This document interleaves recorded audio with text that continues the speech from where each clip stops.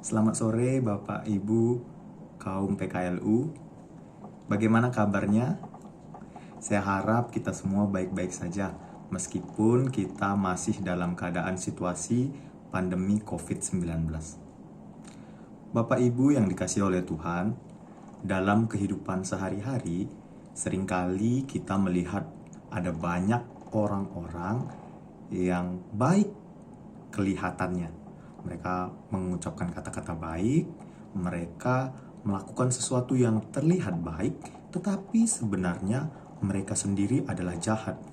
Dan seringkali kita tertipu dalam hal ini. Bacaan kita pada hari ini memiliki tema pohon dikenal dari buahnya, yang terambil dari Matius 12 ayat 33 sampai dengan 37. Dalam pembacaan kita, Yesus menegur orang-orang Farisi yang pada saat itu mereka terlihat baik, tetapi sebenarnya mereka jahat. Yesus memanggil mereka dengan sebutan ular beludak. Hal ini karena Yesus menganggap mereka tidak menjalankan Injil yang sesungguhnya. Pada ayatnya yang ke-34 dikatakan, "Hai kamu keturunan ular beludak, bagaimanakah kamu dapat mengucapkan hal-hal yang baik, sedangkan kamu sendiri jahat? Karena yang diucapkan mulut meluap dari hati." Di sini kita dapat melihat betapa begitu munafiknya orang-orang Farisi pada saat itu. Karena mereka mengucapkan yang baik, mereka terlihat baik, tetapi sebenarnya mereka jahat. Nah, pada ayat yang ke-35, Yesus mengatakan bahwa sebenarnya pohon dikenal dari buahnya. Pohon di sini adalah pribadi kita, bagaimana kita seutuhnya.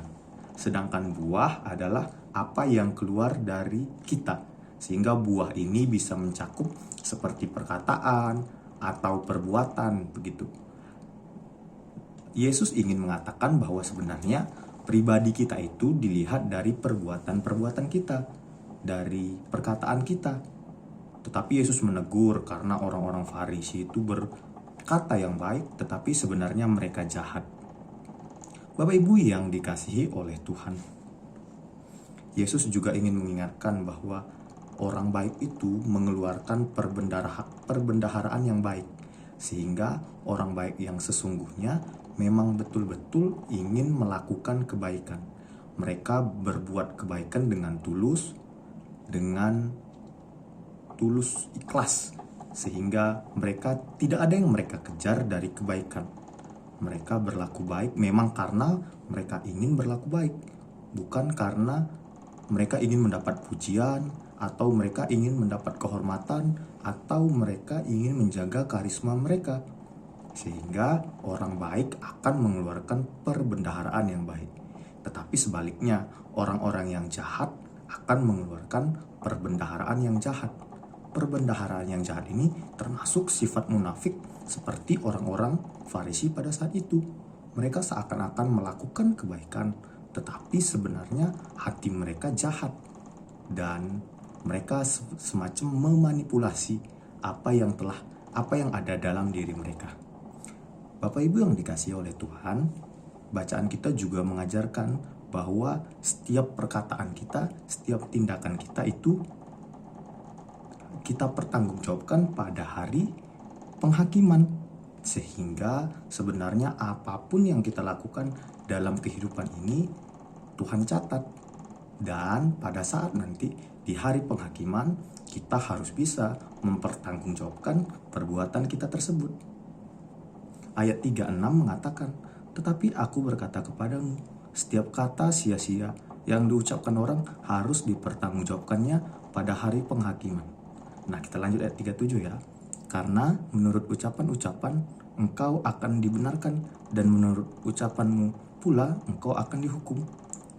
Nah, sehingga Yesus ingin mengatakan bahwa apapun segala hal yang kita ucapkan dalam kehidupan kita, ya Tuhan catat. Dan pada hari penghakiman tentunya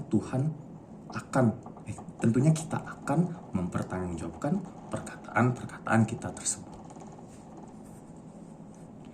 Bapak Ibu yang dikasihi oleh Tuhan, pesan dari pembacaan kita adalah pertama, pohon dikenal dari buahnya.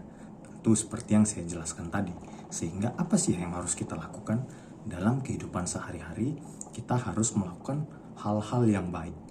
Nah, tetapi hal-hal yang baik ini harus kita lakukan dengan kemurnian hati. Apa sih maksudnya kemurnian hati? Kemurnian hati di sini artinya sesuatu yang baik itu kita lakukan karena memang kita tulus, bukan karena ada hal-hal lain di baliknya. Contoh, misalnya kita membantu orang bukan karena agar kita terlihat sebagai pahlawan atau sebagai orang baik, tetapi memang karena membantu itu adalah sesuatu yang timbul dari hati kita. Membantu adalah sesuatu kewajiban yang harus kita lakukan.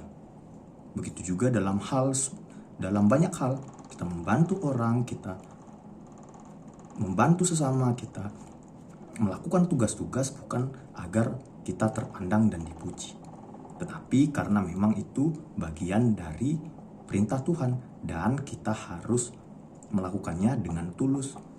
Itu menunjukkan bahwa kita melakukannya dengan kemurnian hati.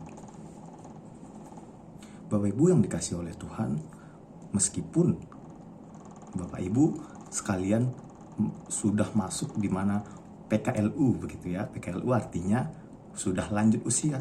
Tetapi saya yakin dan percaya Bapak Ibu memiliki kemampuan untuk melakukan yang baik dengan kemurnian hati. Bapak Ibu tidak hanya melakukan kebaikan supaya dilihat orang sebagai pahlawan. Bapak Ibu misalnya membantu sesama atau menolong orang lain agar terlihat baik atau agar dihormati sebagai yang lebih tua. Saya yakin dan percaya walaupun kita dalam usia senja begitu ya, kita memiliki kemampuan dan kapasitas untuk melakukan kebaikan dengan kemurnian hati. Sehingga dalam kehidupan kita sehari-hari, kita melakukan kebaikan tanpa mengharapkan imbalan. Maka dari itu, sesuailah dengan firman Tuhan, pohon dikenal dari buahnya. Kita adalah pohon-pohon yang baik karena kita menghasilkan buah-buah yang baik yang muncul bukan karena keinginan-keinginan yang ada di baliknya, tetapi muncul karena kemurnian hati kita. Demikian pembacaan firman Tuhan. Selamat berproses. Tuhan Yesus memberkati. Amin.